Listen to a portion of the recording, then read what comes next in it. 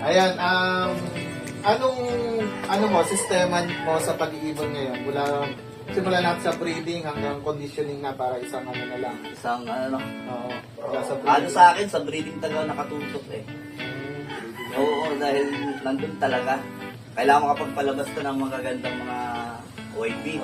Kasi pag pinabayaan mo, kahit magutuman yan, lalabas at lalabas sa mga pangit ang ano yan. Sa breeding. Oo.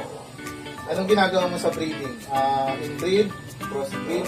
Halos ang ginagamit ko ngayon is multi-purpose na yan, mga cross-breeding. Hindi ano yan, ang inbreeding po, mga pang-stock na lang.